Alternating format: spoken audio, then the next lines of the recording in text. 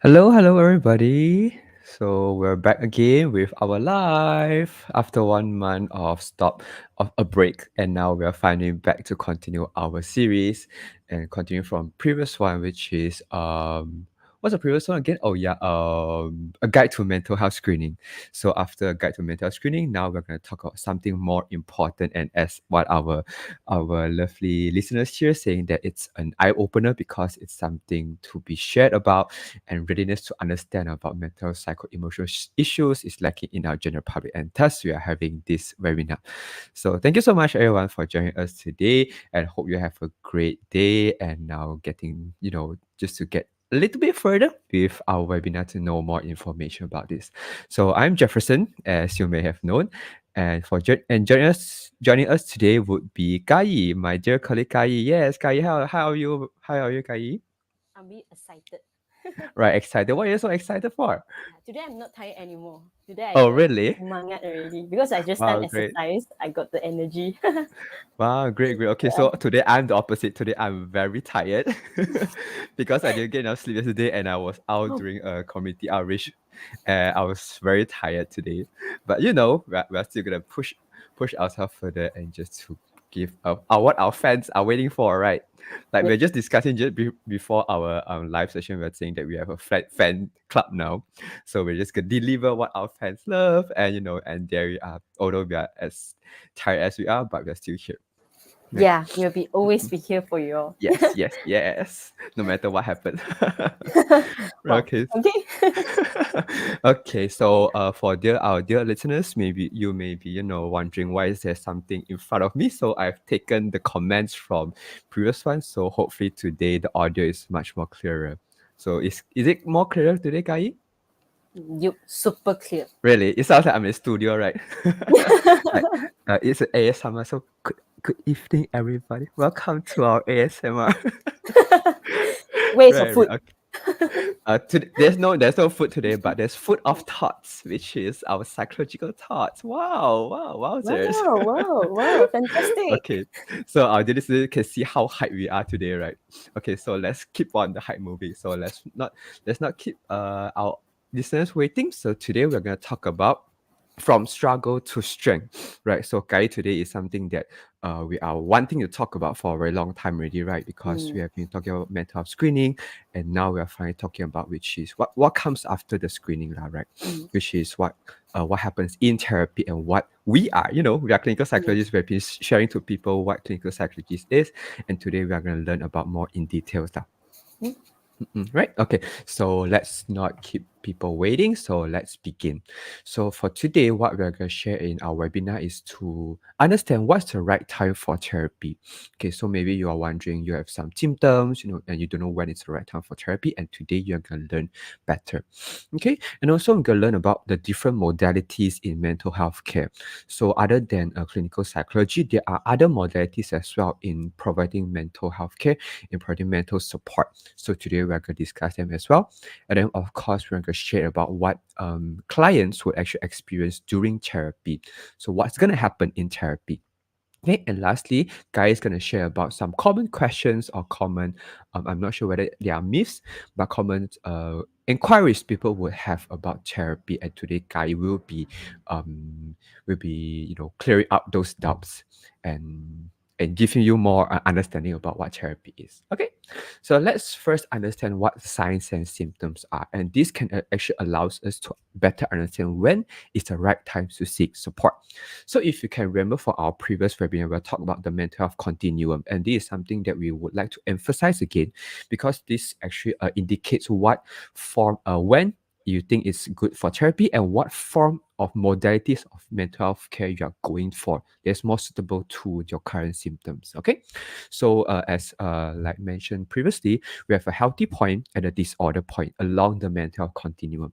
And a healthy point means that a person is emotionally healthy and is functioning. They're able to do the things they are on a daily basis. Let's say they're able to go to work, they're able to go to school, they're able to do their hobbies, whatever the things that they are doing in their daily functioning. So they are able to do, they have the capability of doing it, despite having may have some stresses, but they are able to do them.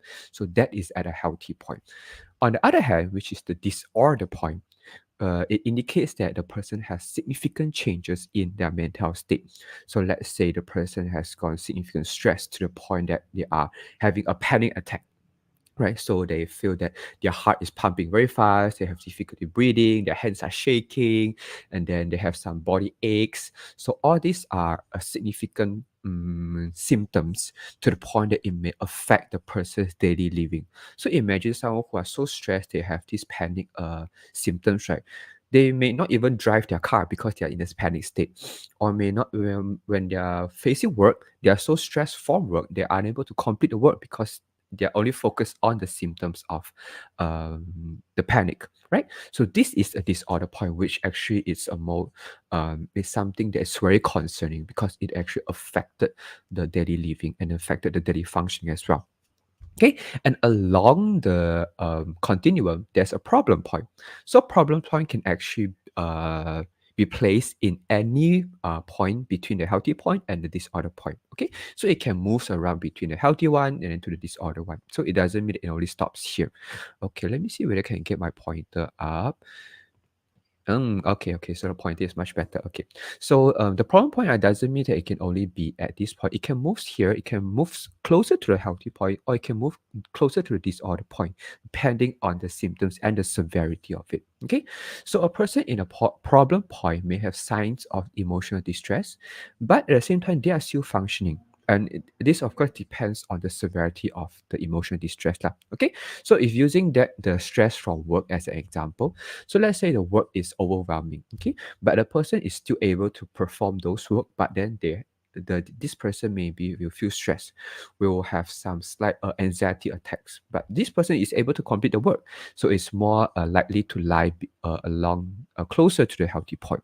However, if the person is unable to complete the work because of the anxiety, because of panic, then it lies more closely towards the disorder point. Okay, so it's important here to know that mental health is not a static point or static status. It can move along the continuum. Okay, and those who are at healthy point may have time where they can go towards a problem point, or maybe moves towards a disorder point depending on the number of stresses and the severity. And those who are already at a disorder point, they can even go to the healthy point. And this is with the help from mental support and of course therapy. Then they can actually maneuver through the continuum. Okay, right? Okay, so some of the common signs and symptoms that people can look out before knowing before knowing that when it's time to go for therapy is we can break to four different aspects or four different categories. Okay, so the first one is physical signs or physical symptoms, feelings of headaches, muscle tensions, fatigue, palpitation, and hand shivering. Those are physical symptoms. Okay, so this actually warrants for a high level of stress or anxiety that can actually leads to it indicates that you're at a problem point. Okay, same goes for behavioral aspect, feelings of restlessness, poor sleep, especially when at night their sleep are interrupted on a daily basis or most of the days, agitation, social withdrawal. Okay, social withdrawal means that the person tends to avoid going out.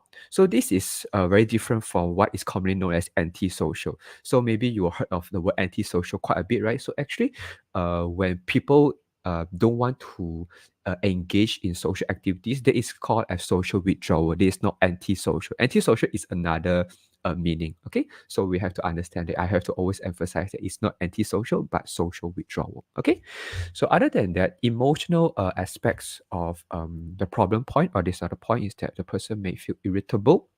He also will be more hot tempered in a sense. So a little bit of stress or a little bit of triggers can trigger a big response or hot tempered response. Okay, the person tends to be more sensitive in another sense. Okay, fearful, worrisome, and of course low mood as well. These are the common signs of these are common emotional signs that a person may need further mental health support. Okay, same goes to cognitively.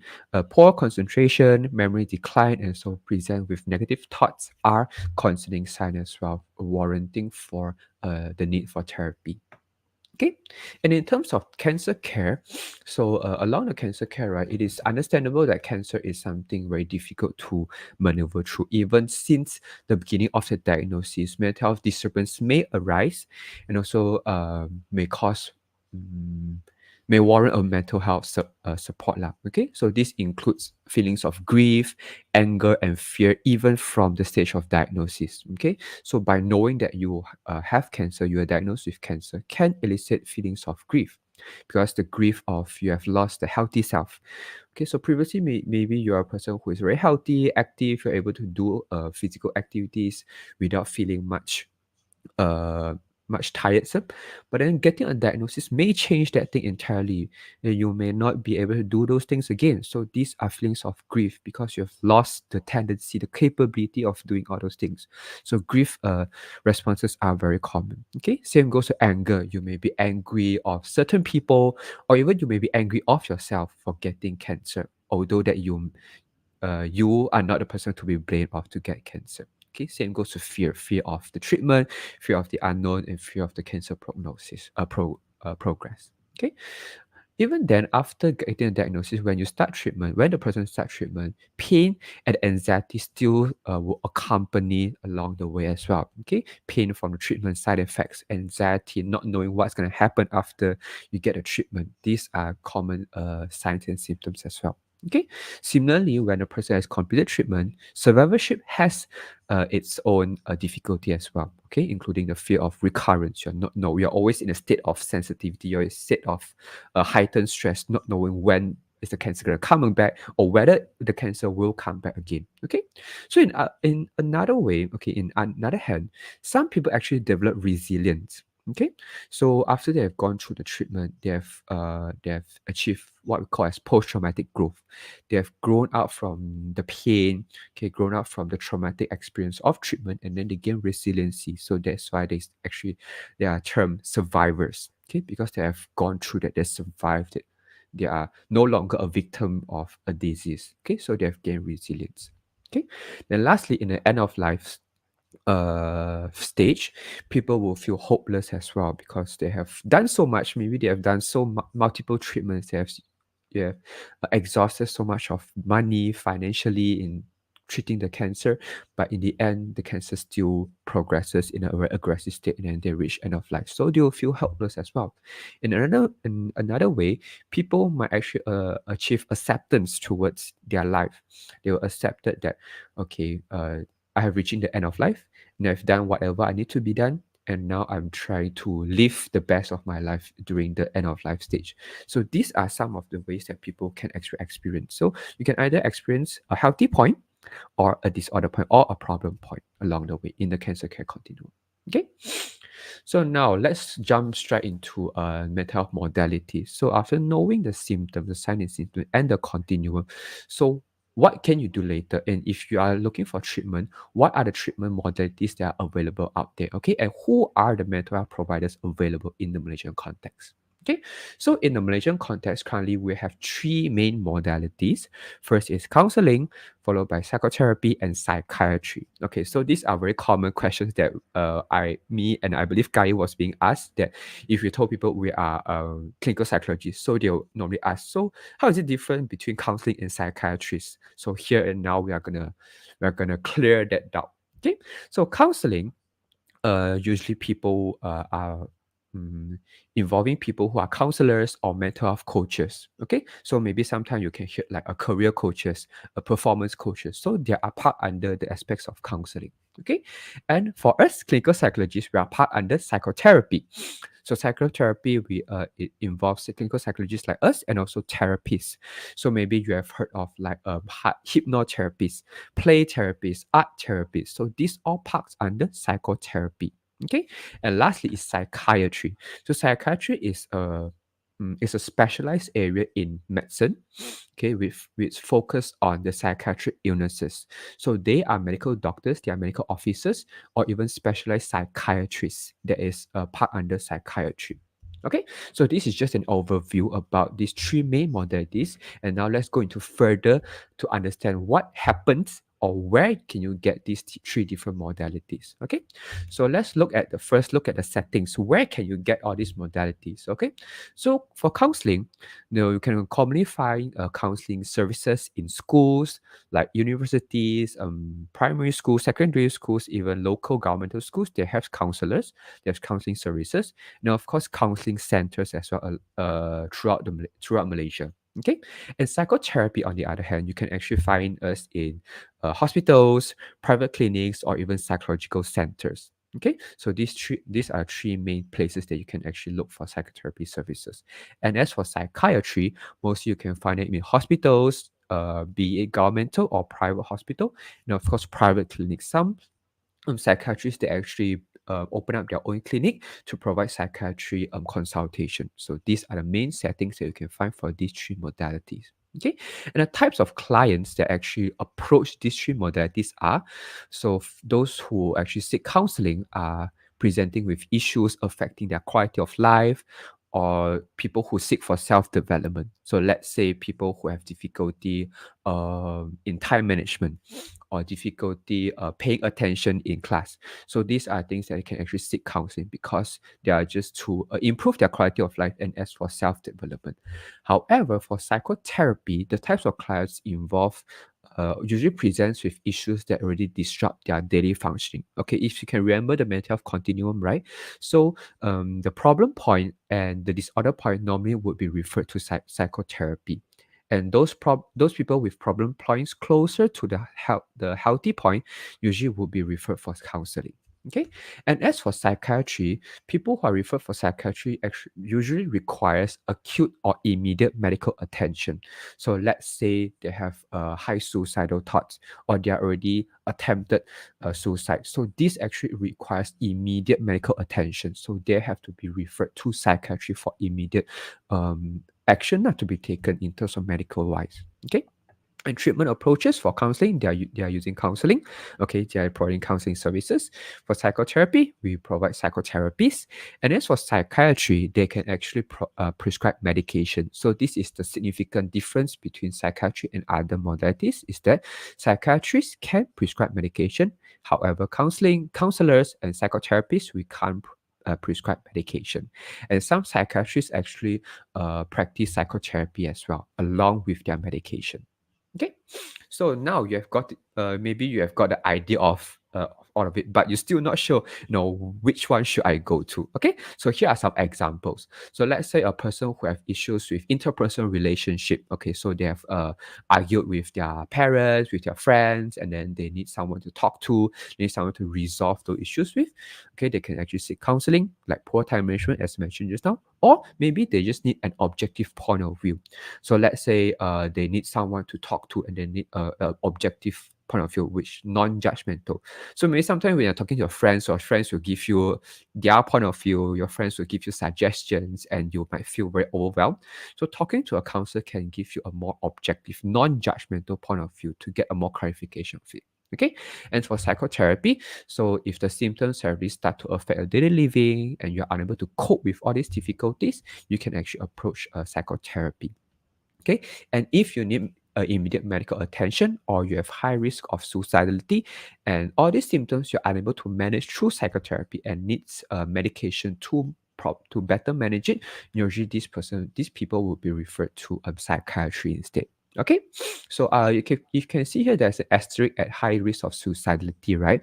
Okay, so the reason why I put this here is to highlight that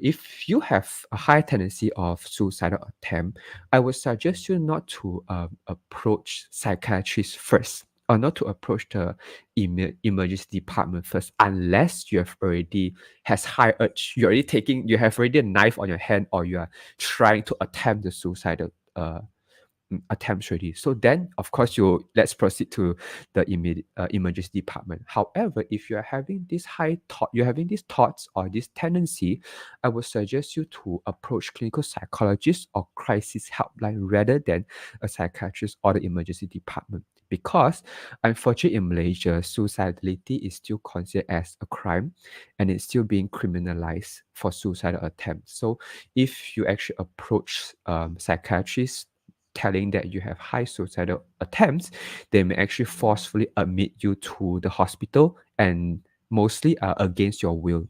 Okay, you'll be asked to be restrained, or even asked to admit directly. So these are maybe against your will. Maybe you just need someone to have an immediate attempt or immediate attention to it. Okay, so from my point of view, I would suggest you to seek clinical psychologist or crisis helpline. There are multiple crisis helpline available in Malaysia, so I would suggest you to go for them first instead of going straight to psychiatrist, okay, or the emergency department.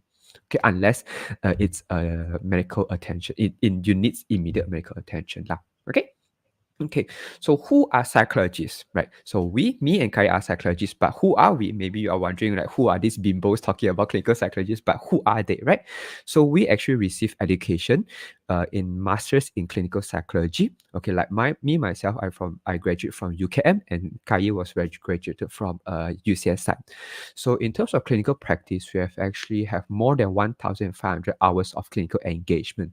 Means that we have meet patients, we have meet with clients more than 1,500 hours in order to get our certification. Okay, and in order to get our licensing as well. So for currently, all clinical psychologists has to be registered under the Malaysian Allied Health Professional Council, and of course we always have continuous recognition from professional memberships and also continuous training. Okay, so do understand that clinical psychologists are a profession in the Malaysian context because we are recognized, we are licensed, and we are certified.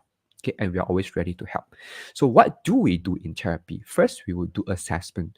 Okay, assessment is to get a better understanding of your current situation, of your symptoms, how severe they are, and then to do a diagnosis if needed. So, how can we do this assessment? We can do a clinical interview using psychological tools. If you can remember our previous webinar, we talked about G87 and PHQ-9. So those are psychological tools that help us to get assessment done.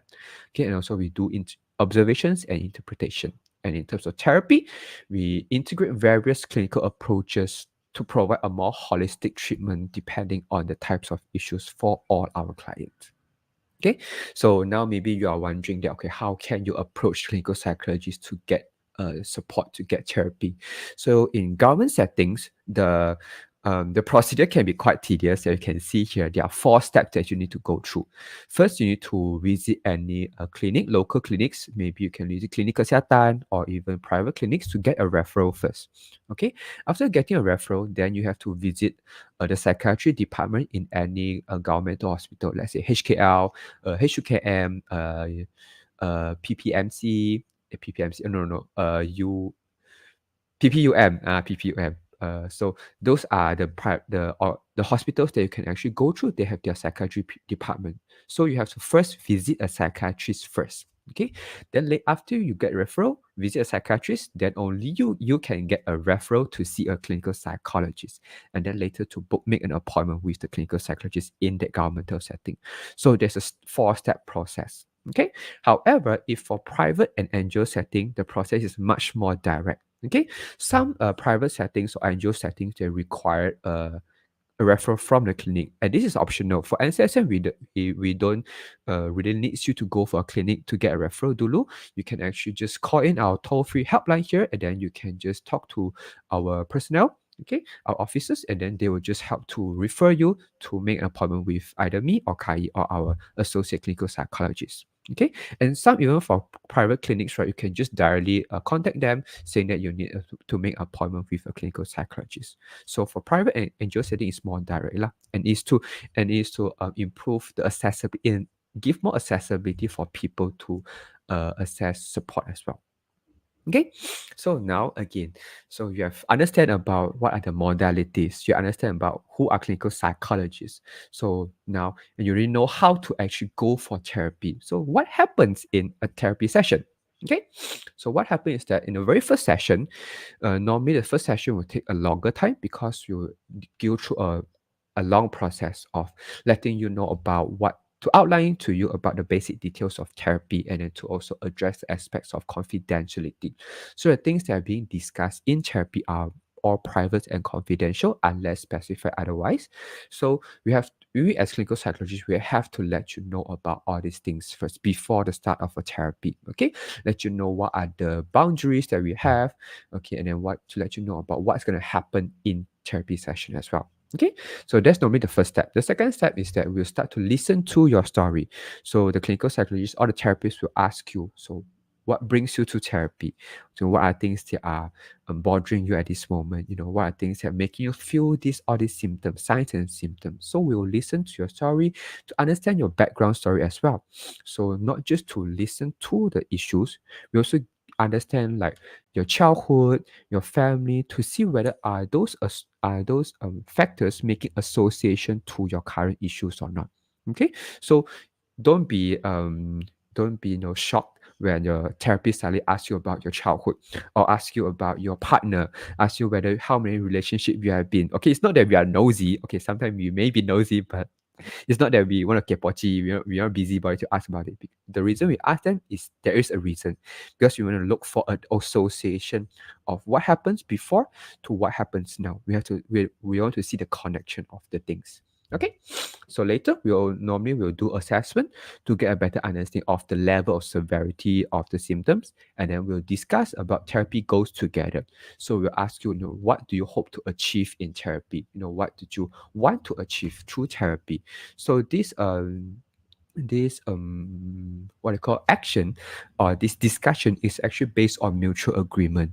Okay, we would like to hear from the client's point of view what they would like to achieve, and then we would also set some specific goals together. Okay, so it's not that we are like superior, we ask you to do what we ask you to, we set the goals for you. No, it's based on mutual agreement. We both discuss together to see what goals fits you the best. Okay, so for subsequent session, so let's say you have done the first session, so the next session will come in. So what's going to do, we'll reflect on the progress first. Okay, we'll see on you, like, so how have you been doing for the past week? So what changes or what have not changes? Okay, so we'll ask you about what are things that improve or what are things that didn't improve. And if things didn't improve, then we'll prompt further. We'll ask, what are things that, what's the reason behind this lack of improvement? Maybe you are going through difficulty coping and you don't have the proper coping strategies or don't have the right techniques to deal with those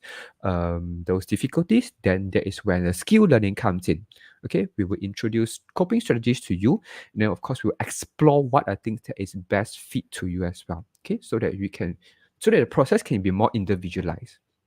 Okay, we also explore the different themes and the patterns in order to relate your overall well-being together with your issues. Okay, so sometimes common themes will appear along the way, and then we can find, okay, so these are the association between the issues and the themes. Okay, and then we'll also get an understanding of the overall approach to see whether this approach fits your current issues and current themes or not.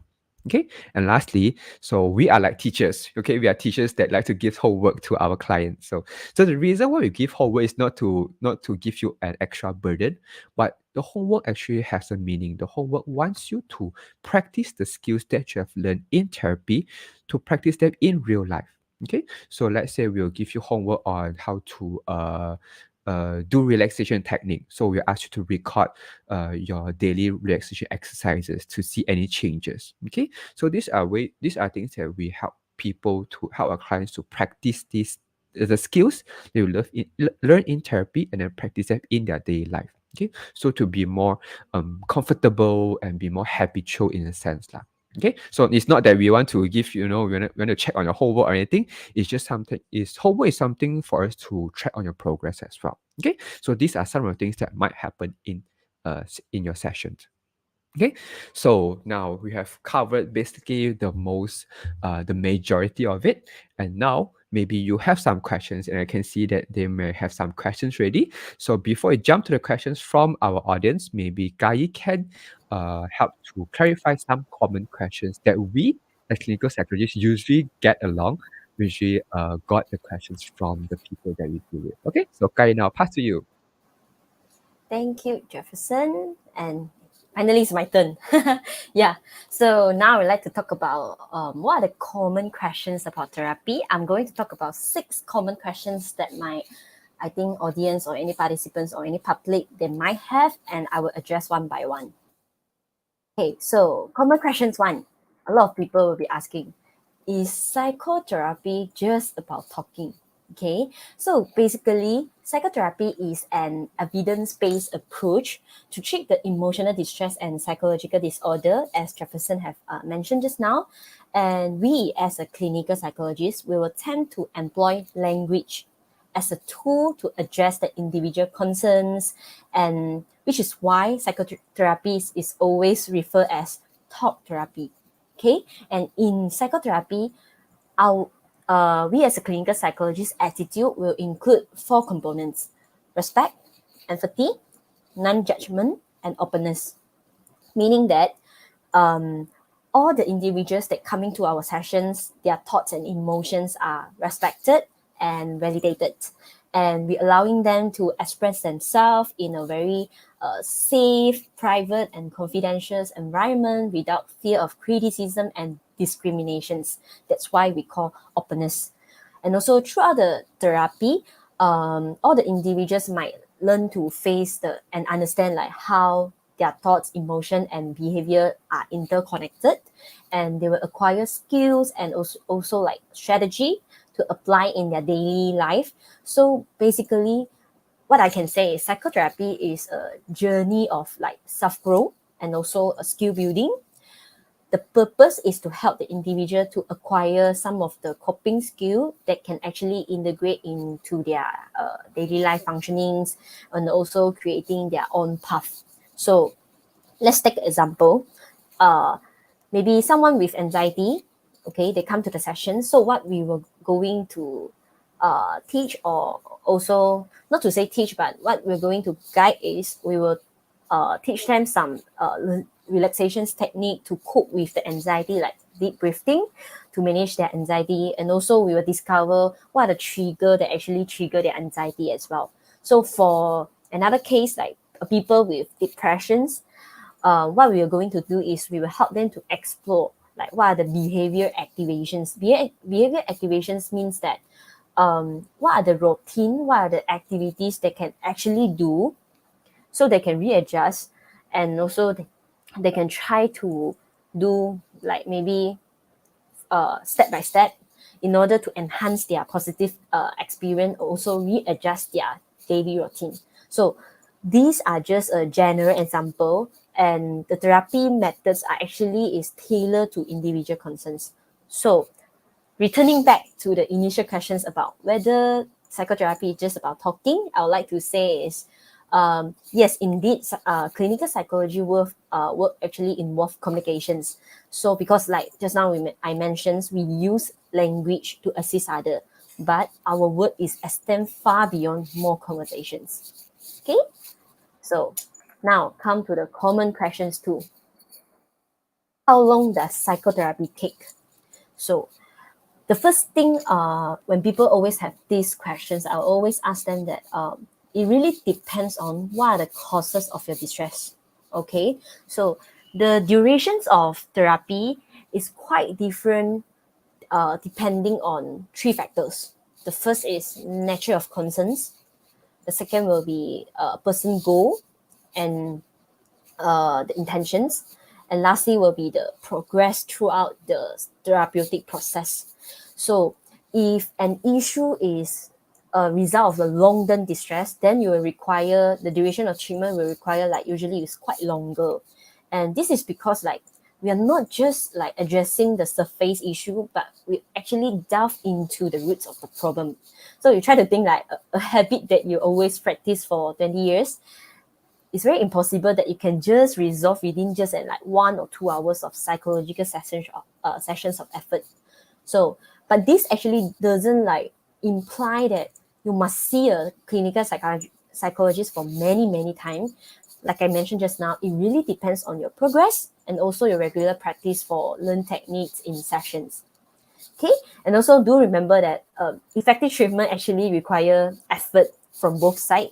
So apart from the psychologist support, the willingness of individual to share and also to cooperate is very crucial as well. So the change always take time and effort. Okay. So come to the common question 3. Okay, so does psychotherapy focus only on solving problems? Okay, this is the questions that I have been getting from all of my patients or clients. They always ask me like, what else psychotherapy is doing? Is it just only like focus like solving a problem?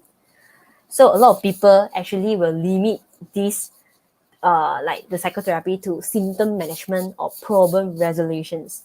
Like they will tend to prioritize or focus on relieving the pain and distress more than or rather than becoming better versions of themselves. Okay, but the truth is the greater value of psychotherapy lies in a personal growth and awareness of psychological root issue. Like I said just now, it's not just about problem resolutions. It's more about your own psychological growth and also the way how you build your skills. So in fact, all the challenge in our life that we encounter, right, could be an opportunity for psychological growth. Like for example, let's say someone with someone would like to have the motivations to lose their weight, okay, but maybe their goal is to like because the reason I want to lose weight is because I want to uh, become skinny and my appearance will be looking good. So which is a lot of people tend not to focus on like leading to a healthy lifestyle. Okay, Let, let's think about it. If your goal is more on leading to a healthy lifestyle, so you want to have a plan of weight loss, it's more appealing, right? So it's like both paths will lead towards improvement, but actually the latter, like just now I mentioned, the healthy lifestyle, will give you a more broader and more comprehensive perspective on the issue.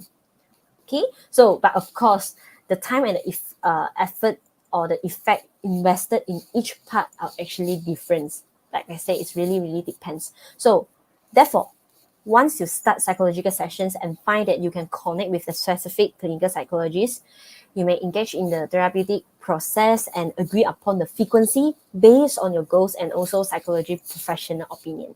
Okay? Okay. So come to the common question 4. It's also another question that a lot of people is asking me like, why does it feel like the progress in psychotherapy is so slow? Okay, so feeling the progress in psychotherapy is slow can be stemmed from a few factors. First of all, is the complexity of the issue. Like I said just now, a deep-seated psychological issue might be stemming from a combination of past experience, upbringing, and their own personal belief. So addressing all this complexity require exploration and understanding, which actually take time and also to achieve the meaningful process. Okay, and the second reason will be the unconscious pattern.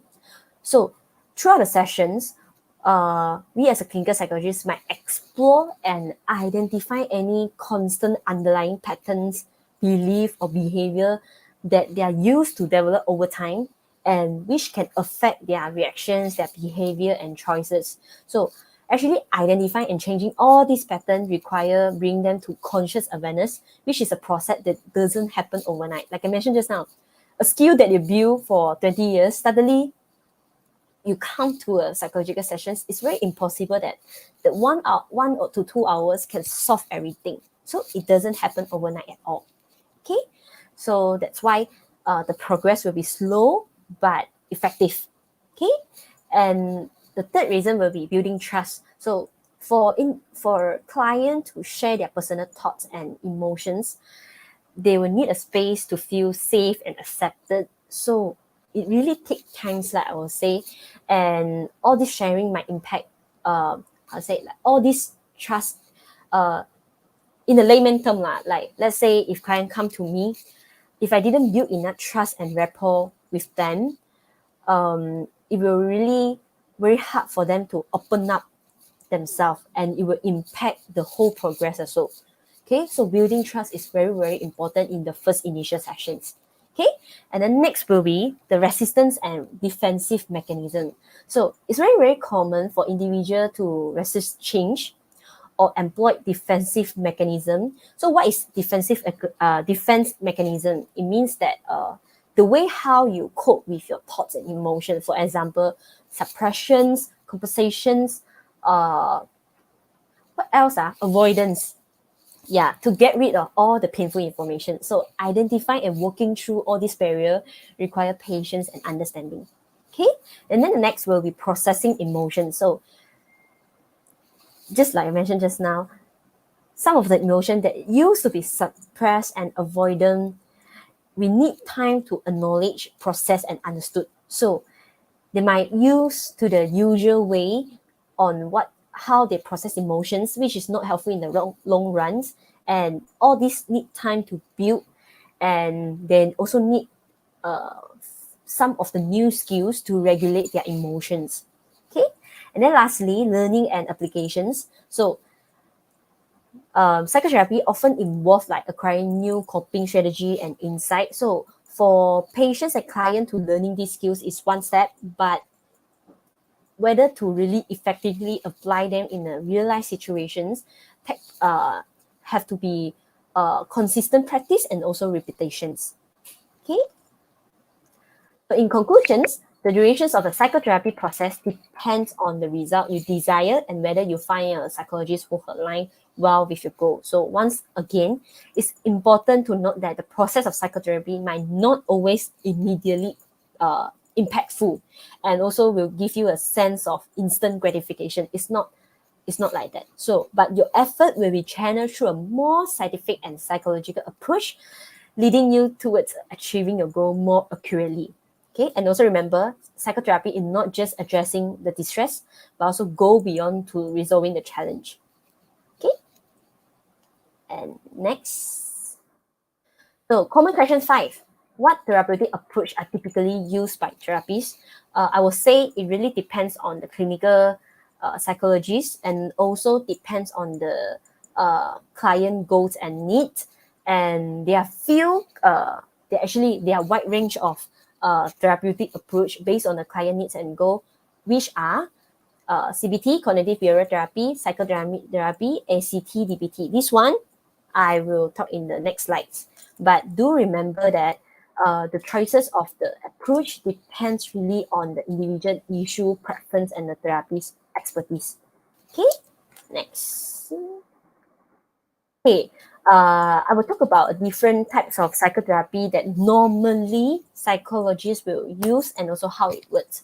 So CBT is the most common one, is about thoughts, emotions, and behavior. So client will learn how to identify and change the negative thoughts and to replace with a more rational thought.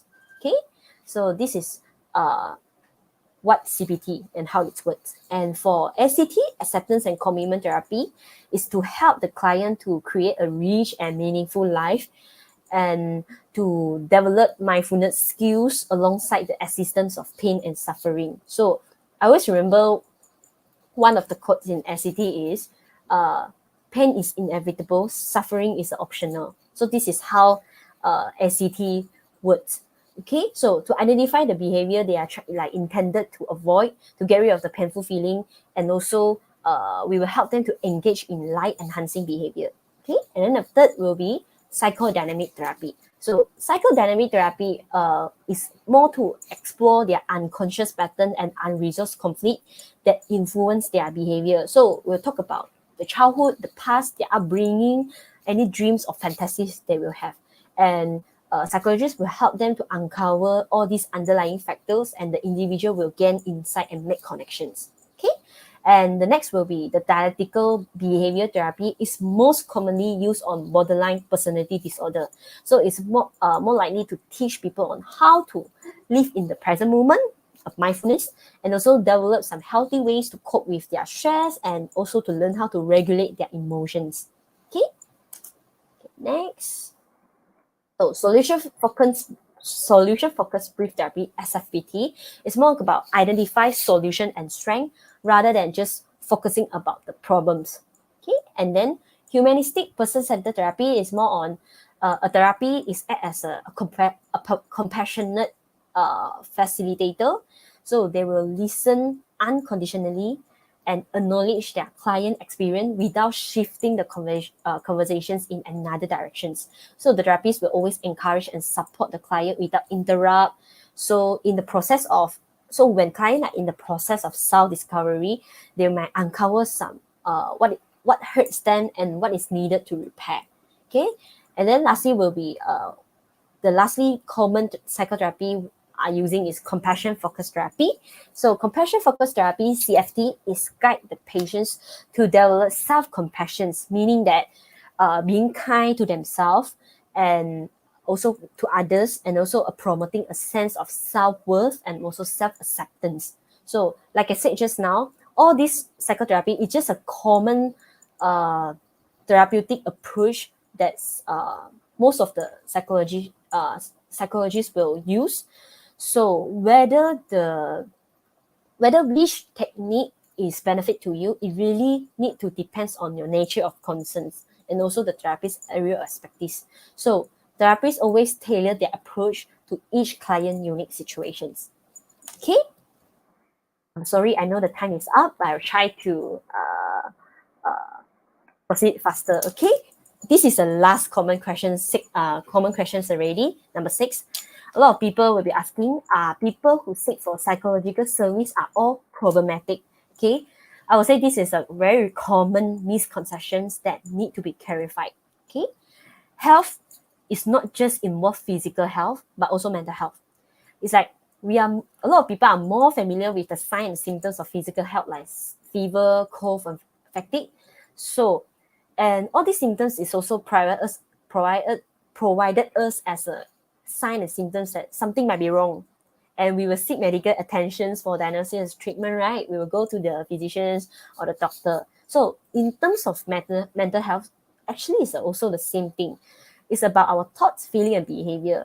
And just as physical discomfort will prompt us to see a doctor, certain emotion and cognitive experience will signal us that our psychological health might need attentions. So remember just now, Jefferson talked about the health continuum and also the mental health continuum, and also when and where is the time that you need to seek for help. All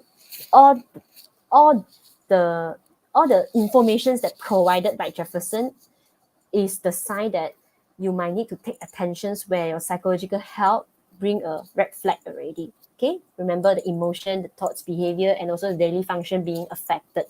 Okay, so it's very, very important to view mental health issue as the same light as physical health issue. Just as we don't discriminate against the individual to seek for medical consultation, we should also approach mental health concern without judgment. Okay, so seeking help is not a sign of weakness, but a mark of strength. Okay, and lastly, if you need further support on your mental health, you can always reach out to me or Jefferson. Here we provide our email and our contact numbers. And if you have questions on cancer, so do feel free to speak to us to 1-800-88-1000 or email to help@cancer.org.my. So that's all for our thoughts for today.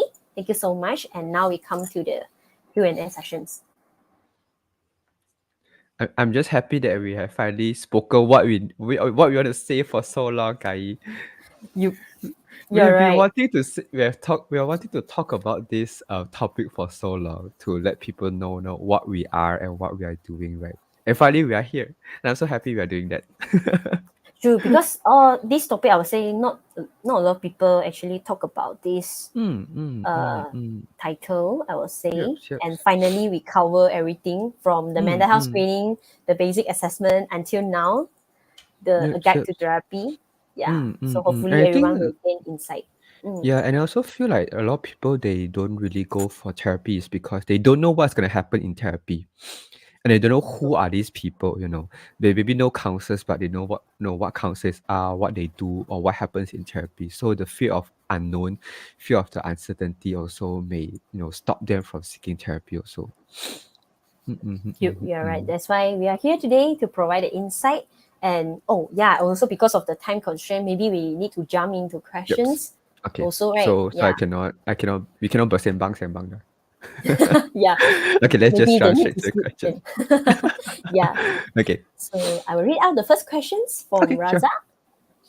He said, hi, I have a question. How do you handle emergency situations or moment of crisis during therapy? Right. So during therapy, okay, so those are very good questions, I would say. So during Mm, therapy, when there's a crisis happen, what we would do. First, I would say, I mean, for what my practice is, I would help the clients to ground themselves first. mm, Because maybe the things that we are discussing in therapy might trigger their feelings, trigger their emotions to the point that they may be very agitated or aggressive.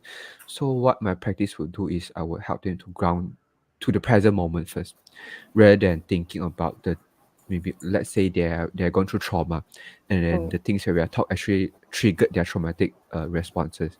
So what I will do is to ground them using the grounding techniques that we have, like to ground them to the present moment, bring them back first to the reality of things, rather than to those memories or triggers that they actually trigger their reaction down. So that's mm. actually how I would do. How about you, Kai?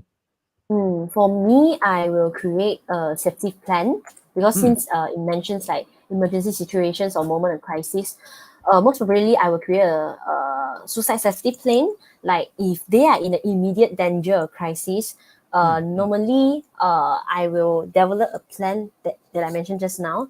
And then we call it as crisis plan actually. We will okay. outline like the step to take during moments like heightened distress, like any emergency contact that you can write in this plan that you can reach help for, or any other outside resources, because we can't always like 24 hours with the patients or client, right? So what are the outside resource that we can provide to the client into their suicidal plan, so they can stick their suicidal plan in the place that uh, is very obvious or prominent for them to see. So whenever they have the urge, or whenever they have any like emergency issues, they will quickly look to the not suicide, Safety plan. yes, safety plan, Yeah, and yeah, yeah. then call or contact Mm-mm. or get help. And the thing I like about this safety plan is that they actually Mm, help people to identify the triggers, so they would know when is the next emergency or the crisis would happen, so they can actually mm, I mean deal it before the crisis actually happens, lah. So they would true. know the triggers, what are things that may trigger their reaction. So there's a very Mm, the thing that I like most in the safety plan actually. true. Mm-mm-mm. Okay, so hope we answer your questions. Do you have Okay, next another question. question? Next. Are there any situations? Oh, sorry. Like it's too suddenly. Then I suddenly read out the questions already. You're so eager Yeah, to continue the session, huh? You want to just stop the webinar, is it already? I'm so Okay, so sorry. no No, worries, no worries. I So from okay. Zane, so are there any situation where psychotherapies won't work? Okay, so what are Mm. situations where psychotherapies won't work, Kai? Actually, there are situations where psychotherapy won't work, but Mm, I'm just wondering what are the situations. Wait, suddenly my mind go blank. Also, yeah. So maybe the things that they came mm, to my mind was like, let's say, mm, persons who have schizophrenia. Because person with schizophrenia, they may start to mm, hallucinate and they will have delusions, right? So maybe those time they need a medical support more better. mm, Because mm, hallucination, mm, mm. we can manage hallucination through psychotherapies, but it's a longer process. And if the person with schizophrenia, so for those who are not well aware with schizophrenia, right? Schizophrenia is a disorder where the person will hallucinate, will start to see things, hear things, and will have this delusion that they are the best in the world, or that they can communicate with a higher level of a person. That's schizophrenia. Okay, so during this hallucination reactions, so normally a medication would help best because it would stop because hallucination is more towards the neurotransmitters issue, right? The problems with neurotransmitters in our brain.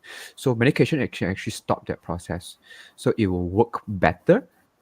Not to say it is the only way, but it would work better to manage the acute symptom first. You, Psychotherapies uh, will work, but in a longer. in a longer process lah. Yes, Kai, sorry.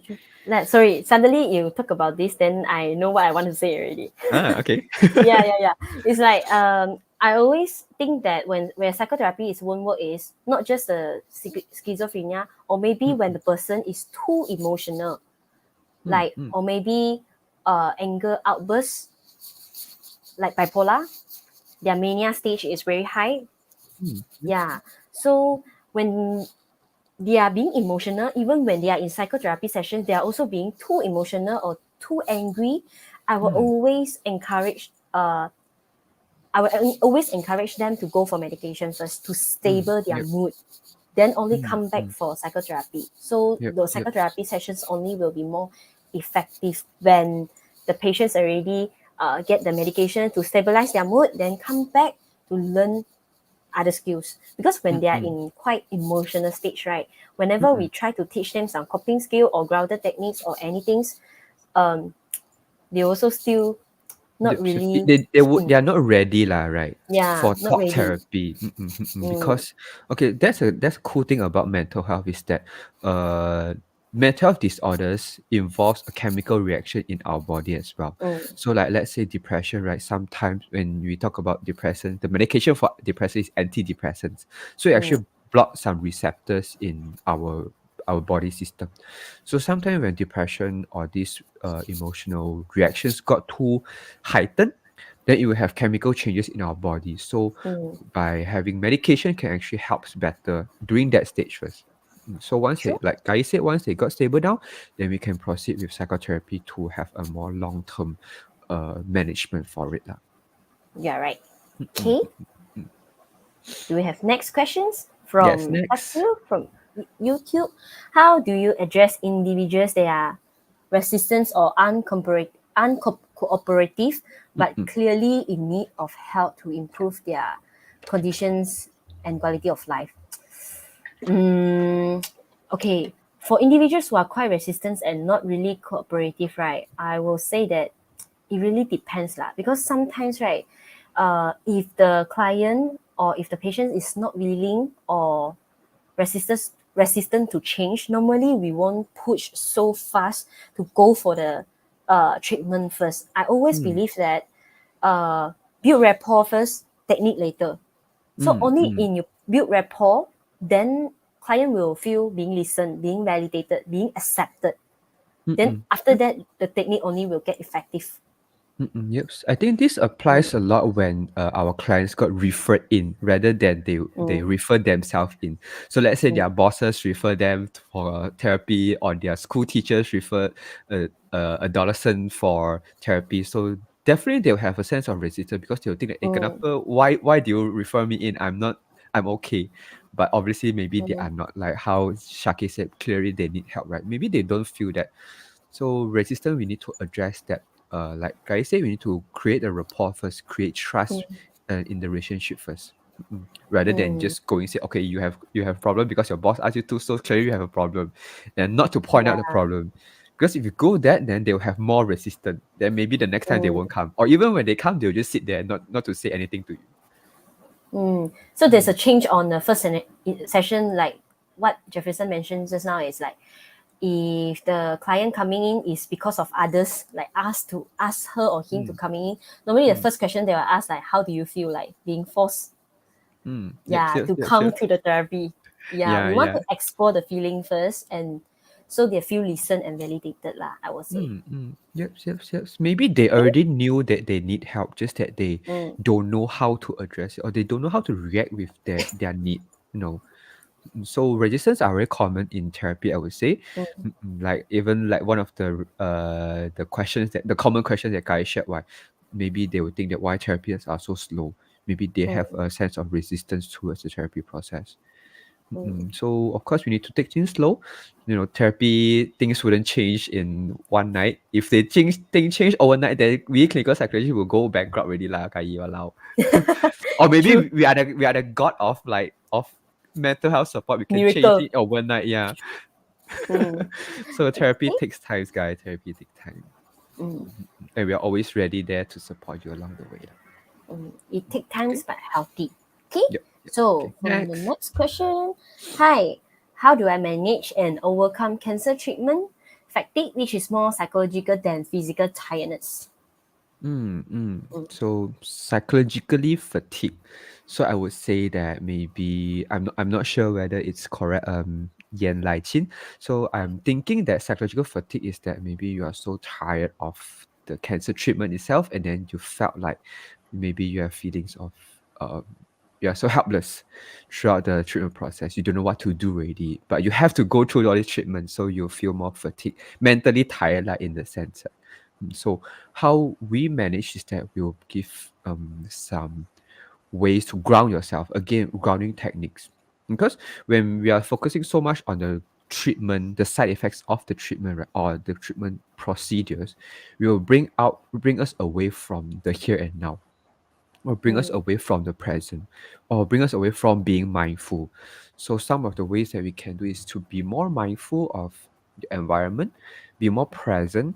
And another approach that we usually use is acceptance and commitment therapy, accepting that treatment is part of the process in cancer, in the cancer journey, and then making commitments towards what your values are after treatment. mm, mm. So it's a more Because future oriented way. true. Because I also think that live with your, because cancer treatment is a fact that you need to go for cancer treatment, and Mm, then the mm, side effects may the fatigue, okay, it's also there.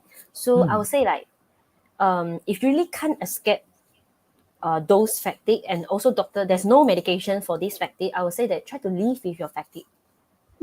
Yeah, true. accept your fatigue, live your fatigue. Because I realize a lot of people that I see, a lot of patients that I see is whenever after they done their chemo or radiotherapy, they feel tired.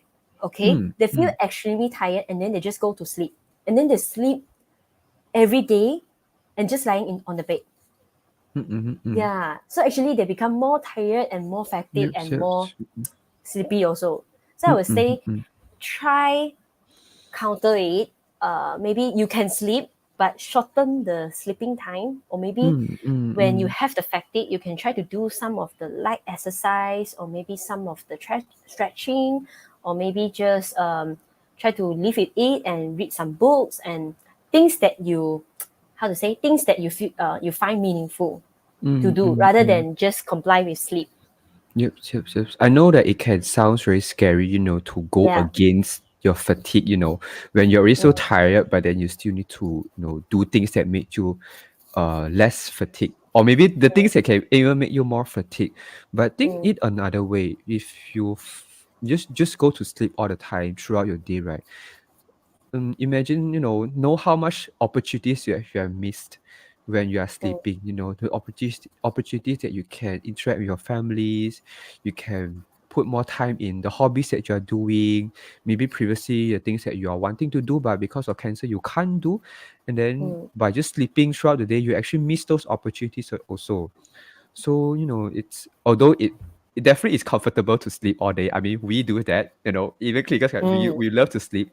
But look at the bright side, the things the opportunities that you have missed because of the fatigue. Sometimes, yeah, although we are tired, but do things that at least is part of our capabilities. Like yeah. right now, It of course, doesn't like mean you can't sleep, yeah. yes, yes, I yes, need to yeah, yeah, clear yeah. that. Please get the sufficient amount of sleep Yeah, that is yeah. needed, but yeah, Mm, get sufficient amount of it. And when you mm, are tired, look at the values that you value again. Like mm, like in the beginning of the webinar today, I told you that I was very tired, right? And what I value is that I'm sharing knowledge to people. So no matter how tired I am, I still come out from bed, do my hair. You can see how nice my hair is, right? I'm like, this is not my natural hair. Yeah. I actually style it. So I actually present myself better because these are things that I value with. Okay. mm, So for Yen Lai Chin, so I understand that fatigue is a very common thing that people experience in cancer treatment. But look at what are the things that you value. Look at the bright side, Look at look at things that you would like to achieve during treatment as well. Okay. I understand it can be scary, but there's a way to it. Lah. Okay. okay. Right. Okay. Next from So Jordan Uy. yes. Okay, so that's a very long question, but let's go it slowly. Okay, say someone has been down for quite some time and it's not like a regular bad day or anything. Okay. but their mental state is getting more and more fragile or sensitive. Okay, at first it may just be a bad few days, but lately it's taking them everything to just get through the day. Do they require counseling or psychotherapy? Okay, so sounds like Mm, Jordan, you're experiencing. I mean, okay, not you, but this person that you're describing is going through a difficult time. There's a lot of stresses to the point that emotion. it's a long term one. It's prolonged already, right? I can say it's Mm, prolonged because when you mentioned at first it may just be a bad few days, but it's taking everything throughout the day. So it sounds mm, like it really affected the person's daily living. mm. So in this case, Kai, I think both of us agree that it is better to benefit from psychotherapy than counseling, right? Yep. Consult Because clinical psychologist will be better because the yep, persistent yep. sadness and sensitive is there, right? Mm, And you mentioned that this person is getting the mental state is getting more fragile. So I mm, would mm, say that it already goes beyond counseling mm. already. So it needs psychotherapy. Yep. Okay, So, so hopefully that Jordan, this person is able to assess the services that it's needed in psychotherapy. So I mean, in NCSA we do provide services as well, right? So we don't only mm, provide clinical psychology session to cancer patients. We also provide paid services as well. So yep. in a lesser, in a more cheaper pay rate. Okay. Yep. So we So have a last next, question from okay, Cairo. So I think Cairo is our our fans because fan. Yes, I every sessions remember. I also can see. Yes, our fan is asking question. Wow. Yeah, sure. He is asking, what should I do if I feel uncomfortable or don't connect with the therapist? What a very Good good question. question, Cairo. Yes, a very good. The things that we Mm, always feels like, right? So maybe you yeah. gonna answer So first, Kai? can. Mm-hmm. So it's very common. I would say. It's very common to feel uncomfortable and you don't connect with the therapist. You don't have to force yourself to like really like keep continuing with the same therapist that you actually don't feel comfortable. Like for my opinion, I would think that first of all, maybe you can try to connect with your not connect, communicate with your therapist first about your Therapist. feeling Mm, mm, therapist openly, and also I will sure that they will actually appreciate your honesty, okay, and also they might actually explore like what are your needs or what are the other approach that might suit you. So you try to mm, give it the time to take a few more sessions to like build the rapport. So like mm, giving another chance to the therapist, then seek for clarity. So mm, if the chance, the fair chance that you give already and you still feel uncomfortable, then it's mm. okay, totally fine to consider like finding another clinical psychologist who might be a better fit. Okay. Yep. So Mm, don't feel afraid that we will judge you, say that kenapa lah this Carol kata I is not connect. We won't do that, and mm, we totally understand it because each therapist have their different way of doing mm, their approach is different lah, okay, and the way they mm, connect with their clients is also different. So it's okay to completely feel disconnected or uncomfortable with your mm. therapist. Just let them know.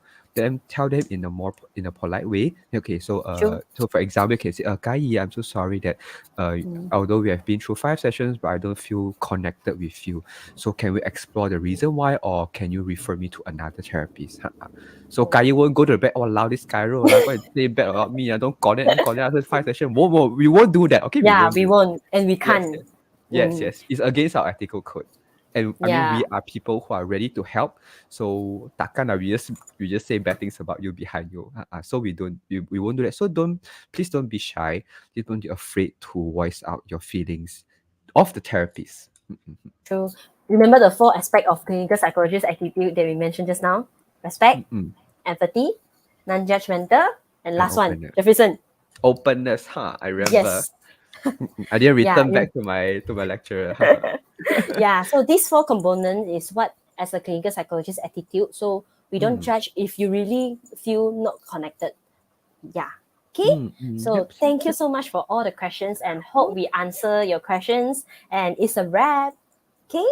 So to Yes. Although conclude we have like today, exceeded for a few minutes, but not a few yeah, minutes, but quite a lot of half minutes. hour.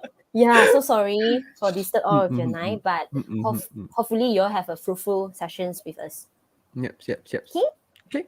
Right. so Thank you yeah. everyone for listening. And oh yeah, and we have a Chinese version one, right? In this Oh, on this Thursday. 24th. Yep, yep, yep. So for whoever feels like your Chinese speaking friends or family would benefit from this, you can always share with them. So on the Yep, 24th, so same time, same place. stay tuned. Okay, bye Bye. everyone. Have a good night rest.